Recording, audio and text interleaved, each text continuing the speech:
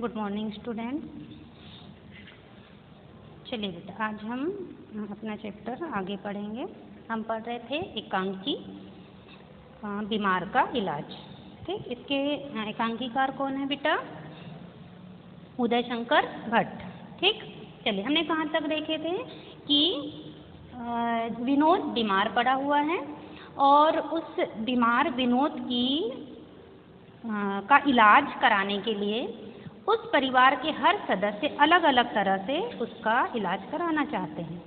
ठीक है, हमने देखे थे कि चंद्रकांत जो कि एलोपैथी डॉक्टर पर विश्वास करते हैं तो वे डॉक्टर गुप्ता से उसका इलाज कराना चाहते हैं। कांति जो होम्योपैथी पे जिसका विश्वास है तो वो किसी और डॉक्टर को बुलाना चाहता है। घर की जो क्या कहेंगे मालकिन है सरस्वती, वो अपने तरीके से इलाज कराना चाहती है तो वो ओझा पंडित इनके चक्कर में पड़ी हुई है।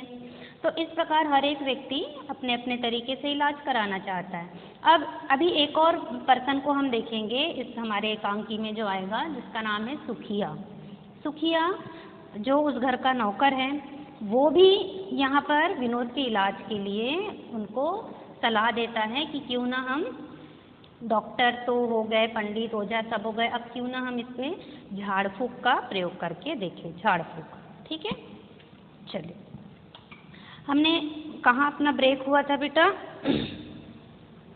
कि पंडित जी जो हैं वो विनोद का इलाज करने के लिए तैयार हो गया था। सरस्वती किसी काम के लिए थोड़ा बाहर चली जाती है, दूसरे कमरे में चली जाती है और पंडित जी जो है अपना इलाज करने लगते हैं।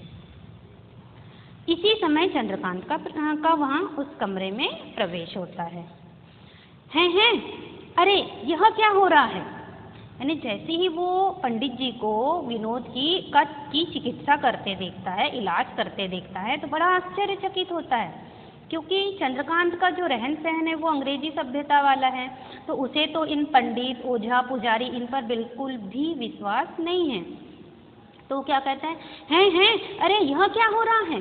अरे बस करो ब्राह्मण देवता, बस करो। जोर से यानी चिल्लाता है, उसको डांटते हुए बोलता है कि बस करो ब्राह्मण देवता, बस करो। अरे तुम क्या समझते हो, क्या इसे भूत है? अरे रहने दो, न जाने इन औरतों को कब बुद्धि आएगी। अरे डॉक्टर गुप्ता आप इधर आइए, बैठिए। यानी वो किसको लेकर आए हैं? डॉक्टर गुप्ता को लेकर आए हैं। तो वो अपनी पत्नी को तंज कसते हुए कहता है कि नहीं पता इन औरतों को कब बुद्धि आएगी, जो इस प्रकार से ब्राह्मण पंडित ओझा इनके चक्कर में पड़ी रहती है। वो डॉक्टर गुप्ता को लेके आ गया है। तो पंडित जी बस थोड़ा मार्जिन रह गया रह गया है बाबूजी। यानी वो पंडित जी क्या कहते हैं, बस थोड़ा ही रह गया है मेरा। तो वैसे ही फिर डॉक्टर गुप्ता, महाराज क्यों मारना चाहते हो बीमार को? अरे निमोनिया हो जाएगा, निमोनिया। किसने कहा? डॉक्टर गुप्ता ने कहा। किसे? पंडित जी को, कि अरे बस करो पंडित जी, क्यों इसे मारना चाहते हो क्या? अरे जिस प्रकार से तुम इस पे जल छिड़क रहे हो तो इससे तुम्हें तो इसको ठंड लग जाएगी, निमोनिया हो जाएगा। फिर चंद्रकांत भी कड़क कर चिल्लाता है जोर से, बस रहने दो पंडित जी। सुनते नहीं, डॉक्टर गुप्ता क्या कह रहे हैं? अरे निमोनिया हो जाएगा, क्या तुम्हें समझ नहीं आ रही है?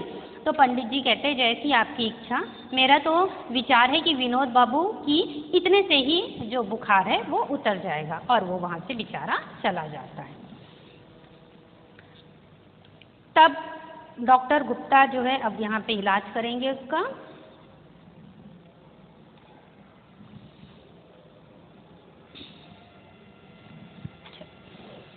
डॉक्टर गुप्ता वो क्या कह रहे हैं मंत्रों से, देखना बेटा इसे अच्छे से सुनना है ना, मंत्रों से बीमारी अच्छी हो जाती तो क्या हम भाड़ झोंकने को इतना पड़ते? डॉक्टर गुप्ता क्या कहना चाह रहे हैं, अगर मंत्रों से यानी जो हम मंत्र करते या जल छिड़कते, अगर इन्हीं सब चीज़ों से अगर बीमारी दूर हो जाती तो क्या हम भाड़ झोंकने के लिए इतना पढ़ाई करते, इतना पैसा लगाते? न जाने देश का ये अज्ञान कब दूर होगा। यानी जो देश हमारा जो अंधविश्वास में ये डूबा हुआ है, नहीं पता ये अंधविश्वास उनसे कब दूर होगा। अब वो थर्मामीटर लगा कर देखते, बाप रे 104 डिग्री बुखार। ये हमने पहले भी पढ़े थे बेटा। हाँ, उसको कितना बुखार था इसे ऑब्जेक्टिव में ऐड कर लेना। 104 डिग्री। चलो कोई बात नहीं, ठीक हो जाएगा। मैं दवा लिख देता हूँ, डिस्पेंसरी से मंगा लीजिएगा और 2-2 घंटे बाद उसे देते रहिएगा। पीने को केवल दूध, पानी नहीं, है ना। You will be all right within 2 and 3 days। 3 दिन तक की हमें ये लगातार दवाइयाँ देनी है। बेचैनी मालूम हो और बुखार ना उतरे तो थोड़ा सा सिर पर बर्फ, मतलब ठंडक के लिए बर्फ रखिएगा। तो चंद्रकांत क्या कहता है, ठीक है विनोद, घबराने की कोई बात नहीं है, अब तुम ठीक हो जाओगे, मामूली सा बुखार है, मैं अभी दवा ले आता हूँ। और एक तरफ से दोनों चले जाते हैं, लेकिन दूसरी तरफ से सरस्वती आ जाती है। मतलब चंद्रकांत भी चले गए, डॉक्टर भी चले गए। जैसे ही इधर इलाज करके गए और उधर से सरस्वती आई। क्या हुआ, पंडित जी चले गए, मार्जन कर गए, विनोद से पूछ रहा है। बेचारा विनोद वो चुपचाप। सरस्वती कहती, अब तो बुखार कम है, देखा मंत्र का प्रभाव, मार्जन करते ही फर्क पड़ गया ना। लो अब वैद्य जी भी आ गए, आओ वैद्य जी। अब देखो, अभी पंडित जी इलाज करके गए हैं और वैसे में वैद्य जी भी आ गए। हरिश्चंद्र नाम है उनका, हरिचंद। क्या बात है बहू जी, सवेरे ही शांति जा पहुंचा, मैं तो डर गया। मैं तो चाहता हूँ कि अपनी जान पहचान वाले लोग सदा प्रसन्न रहे। हाँ क्या बात है, यानी शांति क्यों इतने सवेरे सवेरे मुझे बुलाने के लिए आ गया, मैं तो घबरा गया। अरे मेरी तो ये इच्छा है कि मैं इस संसार में, इस गांव में, इस शहर में जितने भी लोग को जानता हूँ जो मेरी पहचान के हैं वो हमेशा खुश रहें। तो सरस्वती क्या कहती है, ये कांति के भाई कांति के साथ पढ़े हैं वैद्य जी, यानी विनोद के बारे में बता रही हैं कि ये कांति के साथ पढ़े हैं वैद्य जी। छुट्टियों में उसी के संग सैर को आया तो बेचारा बीमार पड़ गया। जरा देखो तो। अब जैसे ही वैद्य नाड़ी देखने को बढ़ता है, विनोद तुरंत बोलता है, डॉक्टर गुप्ता भी तो देख गए हैं माता जी। सरस्वती को क्या कहता है कि अभी डॉक्टर गुप्ता आए थे और वो मेरा इलाज करके चले गए हैं। हरिचंद, फिर मेरी क्या आवश्यकता, मेरा काम ही क्या है। एकदम वो दूर खड़े हो जाता है, मैं ऐसे रोगियों का इलाज नहीं करता, उसी डॉक्टर से करा लो। आपने देखे होंगे ना, कुछ कुछ डॉक्टर लोग ऐसे ही होते, चलो उस डॉक्टर से इलाज चल रहा है ना तुम्हारा, तो तुम उसी से इलाज कराओ, मैं नहीं कराऊंगा। बस इसी प्रकार का यहाँ पे एक वातावरण जो है वो निर्मित हो गया। सरस्वती, वैद्य जी उन्हीं की भली चलाई, आने दो जरा डॉक्टर गुप्ता को, इलाज तो तुम ही जानो हो, तुम्हारा ही होगा। मैं क्या कांति के मित्र को और बीमार होने दूंगी, नहीं, तुम्हें ही इलाज करना होगा। उन मरों ने तो प्रतिमा को मार ही दिया था, तुम्ही ने तो बचाया था। मैंने वो क्या बता रही कि उन मरों ने, अब ये मरो कौन है मरो, वही डॉक्टर कौन है, गुप्ता, और वो जो होम्योपैथी वाले डॉक्टर है वो, उनको बोल रही है इन मरों ने तो प्रतिमा को मार ही डाला था, तुम्ही ने तो उन्हें बचाया है, तो विनोद का जो इलाज है वो भी अब तुम ही करोगे। हरिचंद पास आकर, हाँ सोच लो, हाँ मैं उन, यानी अब ये अपने बारे में बता रहा है चंद्रकांत कि मैं उन लोगों में से नहीं हूँ जो दवा देने के लिए भागते फिरे। मैं अच्छी तरह जानता हूँ कि बाबू चंद्रकांत डॉक्टरों के चक्कर में पड़ गए हैं जो अंग्रेजी दवाइयाँ देकर लोगों को मार देते हैं। फिर वैसे ही वो विनोद का इलाज करते हैं, देखते हैं कि इसका तो पेट खराब है, काढ़ा देना होगा, एक गोली दूंगा, काढ़े के साथ दे देना, बुखार पचेगा और फिर ठीक हो जाएगा। सरस्वती उछलकर खुश होकर कहती, मैं कह रही थी ना कब्जी से बुखार है। कहो विनोद क्या कहा था। अरे घोड़ी नहीं चढ़ी तो क्या बारात भी नहीं देखी। देखो ये क्या है बेटा, घोड़ी नहीं चढ़े तो क्या बारात भी नहीं देखी, ये एक मुहावरा है कि घोड़ी नहीं चढ़े तो क्या बारात भी नहीं देखी। यानी इसका मतलब ये है कि क्या मैं अगर दूल्हा नहीं भी बना तो मैं घोड़े पे नहीं भी बैठा तो इसका मतलब ये थोड़ी है कि मैंने कभी बारात ही नहीं देखी। मतलब सरस्वती यहाँ कहना चाह रही है कि मैंने डॉक्टरी की पढ़ाई नहीं करी तो क्या हुआ, फिर भी मैं डॉक्टरी के बारे में थोड़ा थोड़ा तो जानती हूँ। बहुत सी बीमारी का इलाज तो मैं खुद ही यूँ चुटकी बजा के ठीक कर देती हूँ। किसको वो बता रही, वो विनोद को। हरिचंद, बीमारी पहचानने में कर तो ले कोई मेरा मुकाबला। अरे बड़े बड़े सिविल सर्जन मुझे बुलाते हैं। अच्छा चला, काढ़ा और गोली भेज दूंगा, पहले बुखार पचेगा फिर उतरेगा। सरस्वती वैद्य के साथ एक द्वार से निकल जाती है और वैसे दूसरे द्वार से चंद्रकांत सुखिया के साथ दवा लेकर आते हैं। चंद्रकांत, लो बेटा विनोद, एक खुराक पी लो, अभी ठीक हो जाएगा। विनोद को उठाकर दवा पिलाता है। विनोद, अभी वैद्य हरिचंद भी देखने आए थे, अब चंद्रकांत को बता रहा है कि माताजी तो वैद्य हरिचंद से मेरा इलाज करा रही है। अब चंद्रकांत एकदम चौंक कर, हैं आए थे वह मूर्ख वैद्य, वह क्या जाने इलाज करना। वैद्य जी की दवा तो नहीं पी तुमने? नहीं पी ना, अच्छा 2-2 घंटे बाद यह दवा लेते रहना। ये किसकी दवा लेकर आया है? डॉक्टर गुप्ता की। अब चंद्रकांत वहाँ से चला जाता है। अब सुखिया जो कि उस घर का नौकर है, बाबू मैं तो झाड़ फूक में विश्वास करता हूँ, हाथ फेरते ही बुखार उतर जाएगा। यह ओझा से पानी लाया हूँ, 2 घंटे में बुखार क्या उसका नाम भी नहीं रहेगा। अब ये सुखिया ने अपनी अलग पद्धति अपना ली। अब मैं यहाँ यदि आपसे क्वेश्चन करूँ कि सुखिया किस प्रकार की चिकित्सा पद्धति पर विश्वास करता था, तो आंसर क्या दोगे बेटा? झाड़ फूक चिकित्सा पद्धति पर। ठीक है विनोद, अरे कहीं बुखार भी कभी झाड़ फूक से गया है? सुखिया मैं तो गांव का ही रहने वाला हूँ, मैंने तो, कौन कह रहा है बेटा? ये विनोद है ना, कि सुखिया मैं तो गांव का ही रहने वाला हूँ, मैंने तो नहीं देखा कि कभी झाड़ फूक से भी बुखार उतरता है, चलो मुझे जरा सा पानी दे दो। तो सुखिया कहता है शर्त बदल लो शर्त बाबू। और वह ओझा तो वैद्यगी भी जाने हैं, मतलब वैद्य है ना, वैद्यगी भी जाने हैं। हमारे यहाँ तो कोई भी और कहीं नहीं जाएगा, मतलब यदि हमारे गांव में किसी को बुखार आता है तो हम सीधे उस वैद्य जी के पास जाते हैं, हम तो कभी डॉक्टर को नहीं बुलाते। तो विनोद क्या कहते हैं, नहीं सुखिया ओझा की मुझे कोई आवश्यकता नहीं है। कांति चला गया क्या?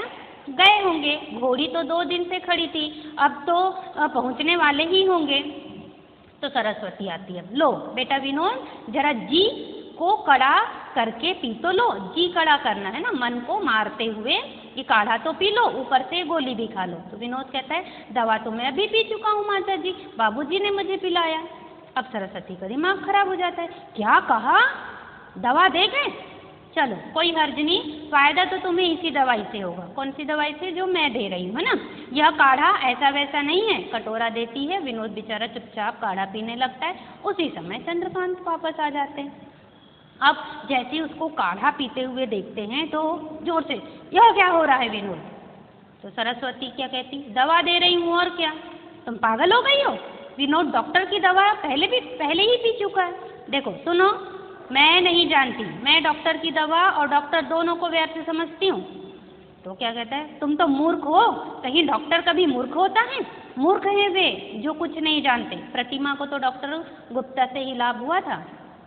सरस्वती बिल्कुल गलत, दवा तो मैं देती हूँ। चंद्रकांत विनोद दवा बिल्कुल मत पियो, हरगिज ना पियो बेटा, यह काढ़ा पीना बहुत आवश्यक है, इसे बिना पिए तो तुम्हें लाभ होगा ही नहीं। इन्हें कहने दो जो कहना है, ये तो ऐसे ही कहते रहते हैं। तो चंद्रकांत इसे रहने दो, न जाने संसार से मूर्खता कब जाएगी। किसको कह रहा है वो? सरस्वती। कहने दोनों के बीच क्या होने लगा? झगड़ा होने लगा। लो इसे पियो। सरस्वती नहीं, यह नहीं हो सकेगा, पराया लड़का है बेचारा, कांति के साथ सैर को आया है, डॉक्टरों के चक्कर में पड़ा और बस रहने दो। क्या मैं इस घर की कोई नहीं हूँ? अरे मेरा कहाँ मानो और विनोद को डॉक्टर की दवा पीने दो, अच्छा हो जाएगा, जल्दी अच्छा हो जाएगा। तो देखो जी, तुम क्या नाम है, मुझे तो सदा ऐसे ही चुपचाप कराते रहते हो। इस घर में तो जैसे मेरी कोई सुनता ही नहीं है। काढ़ा गोली जमीन पर रखकर रोने लगती है, आंखों से आंसू बहते तो उसे पोंछने लगती है, जैसे कि मैं इस घर की कोई हूँ ही नहीं, और रोने लगती है। अब चंद्रकांत हैरान, अरे ओ भगवान, मैंने तुझे कब गाली दी? मैंने तो यही कहा ना कि डॉक्टर की दवा से विनोद अच्छा हो जाएगा, इसमें रोने की क्या बात है? तो सरस्वती क्या कहती है, वैद्य हरिचंद ने कोई जहर तो नहीं दिया है? अरे काढ़ा और गोली ही तो दी है, विनोद पिएगा तो काढ़ा ही, डॉक्टर की दवा हरगिज नहीं पिएगा। मैं कहता हूँ विनोद डॉक्टर की दवा पिएगा, मैं कहती हूँ विनोद वैद्य की दवा पिएगा। तुम्हें कोई कहाँ तक समझाए? अरे मैंने दुनिया देखी है, मैं जानता हूँ आजकल किसकी दवा से फायदा होता है। देखो तुम जिद मत करो। सरस्वती देखो तुम मेरी सुनो, घर के मामले में तुम्हें बोलने का कोई भी अधिकार नहीं है। विनोद अगर दवा पिएगा तो वैद्य की ही पिएगा। और चंद्रकांत नहीं नहीं, हरगिज नहीं, अगर विनोद दवा पिएगा तो डॉक्टर की पिएगा, नहीं तो कोई दवा नहीं पिएगा। इससे तो अच्छा है मैं दवा ही ना पीऊँ। कोने कहा? विनोद ने। अब विनोद बेचारा परेशान हो गया, वो क्या कहता है, इससे तो अच्छा है कि मैं दवा ही ना पीऊँ। तो सर से हाँ यह कैसे हो सकेगा भैया, मैं मर जाऊं, इससे तो अच्छा है भगवान मुझे उठा ले, अब इस घर में तो मेरी कोई ज़रूरत ही नहीं, क्योंकि मेरी कोई बात ही नहीं सुनता। तो चंद्रकांत अच्छा भाई एक काम करो, तुम काढ़ा पी लो, मुझे क्या अजीब परेशानी में जान है, तुम लोग कभी कोई नई बात तो सीखोगी ही नहीं। अच्छा चलो विनोद के ऊपर ही फैसला रहा। क्यों विनोद, तुम कौन सी दवा लेना पसंद करोगे? विनोद दोनों हाथ जोड़कर, यदि आप मुझे मेरे ही हाल पर छोड़ दे तो मैं शाम तक ऐसे ही ठीक हो जाऊंगा। दोनों एक साथ बोलते हैं यह कैसे हो सकता है, दवा तो तुम्हें पीनी ही पड़ेगी। तो उसी समय कांति आ जाता है, वो अपने होम्योपैथी डॉक्टर को लेके आया है। आइए डॉक्टर साहब, मैंने कहा विनोद को जरा डॉक्टर नानक चंद को भी दिखा दूं। इतने डॉक्टर और ओझा पंडित कम थे, जो कौन आ गया, नानक चंद को दिखा दो। अरे विनोद तुम तो जा रहे हो, क्या बात है? सुनो देखो डॉक्टर साहब आए हैं विनोद, जरा इनसे इलाज करा लो। अब विनोद एक तो ऐसी परेशान हो गया और क्या कहता है, मेरा बुखार घूमने से उतरता है कांति, मैं चला घूमने के लिए। अब doctor he is suffering perhaps from की डिजीज, लगता है कि इसको नींद में घूमने की बीमारी मालूम होती है। अब ये डॉक्टर ने एक नया बीमारी बता दिया। कांति चिल्लाकर बेचारा विनोद, मैं जाता हूँ, शायद वह अब अपने आपे में नहीं, मतलब उसको अब बेचारे को विनोद को पागल समझने लगे। अब चंद्रकांत, अब देखो सारे कैरेक्टर एक साथ आ रहे हैं, लेकिन डॉक्टर ने तो बुखार की दवा दी है और वैद्य जी ने अपच का काढ़ा, तो फायदा तो मेरे लाए हुए पानी से ही हुआ है, मैं ओझा से फुकवा कर पानी लाया था। डॉक्टर कहता है मिस्टर कांति, मुझे इस घर में सभी लोग बीमार मालूम होते, यहाँ से चलो। सब लोग एक साथ चिल्लाते, ओ डॉक्टर। ठीक है, कहानी समझ आ गई बेटा आपको? ठीक है, किस प्रकार से विनोद बिल्कुल परेशान हो जाता है, उसे समझ ही नहीं आता कि अब मैं क्या करूं, किसकी दवा पीऊं, किसकी नहीं पीऊं। वो इन्हीं सब चक्करों में उलझ जाता है और लास्ट में डिसीजन करता है कि अब मैं किसी की दवाई नहीं पीऊंगा, मैं घूमने जाऊंगा, ताज़ी हवा मुझे मिलेगी तो मैं खुद ही अपने आप ठीक हो जाऊंगा। और डॉक्टर क्या कहता है कि मुझे तो लगता है इस घर में सभी लोग बीमार हैं। ठीक है, चलिए अब लघुत्तरीय क्वेश्चन देख लेते हैं, है ना? अब आपको आंसर याद हो गए होंगे ना? ये आपको करना है बेटा, ऑब्जेक्टिव आप कर लेंगे ना? ठीक, ऑब्जेक्टिव के बाद लघुत्तरीय प्रश्न करोगे। चंद्रकांत किस सभ्यता और रहन सहन का प्रेमी था? कौन सी सभ्यता? अंग्रेजी सभ्यता। ठीक है, चंद्रकांत अंग्रेजी सभ्यता व रहन सहन का प्रेमी था। क्लियर? कांति अपने मित्र को आगरा क्यों लाया था? छुट्टियां बिताने के लिए। ठीक है, कांति अपने मित्र को आगरा छुट्टियां बिताने के लिए लाया था। क्लियर? तीसरा देखो, आगरा पहुंचने पर विनोद का मजाक किरकिरा क्यों हो गया था? क्यों? क्योंकि विनोद बीमार पड़ गया। ठीक है, आगरा पहुंचने पर विनोद का मजाक किरकिरा इसलिए हो गया क्योंकि विनोद बीमार पड़ गया। ठीक, घर में स्वच्छता और सलीके का भाव क्यों था बेटा?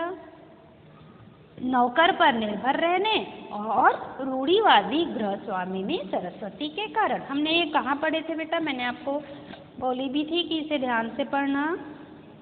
पेज नंबर 30 में देखना, जहाँ पे अपना चैप्टर जस्ट चालू हुआ है, पात्र परिचय के नीचे, है ना? तो जो एक पैराग्राफ में हमने एक वातावरण बनाए थे ना कि हमारी जब एकांकी चालू होगी तो उसका परिदृश्य कैसा होगा, उसमें जो ब्रैकेट में लिखा हुआ है सबसे आखिरी लाइन, पर नौकर पर निर्भर रहने, फिर नेक्स्ट पेज की पहली लाइन, है ना, और रूढ़िवादी गृह स्वामिनी के कारण स्वच्छता और सलीके का अभाव था। ठीक, बना लोगे ना? नौकर पर निर्भर रहने और रूढ़िवादी गृह स्वामिनी सरस्वती के कारण घर में स्वच्छता और सलीके का अभाव था। क्लियर है? नेक्स्ट चले, 5th नंबर, होम्योपैथी के प्रति विश्वास किसे था और क्यों? किसे था होम्योपैथी के प्रति विश्वास?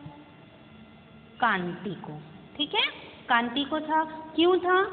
क्योंकि ध्यान से सुनना ना, क्योंकि वह मानता था कि उसके हाथों में जादू है और शाम तक विनोद ठीक हो जाएगा। ठीक है।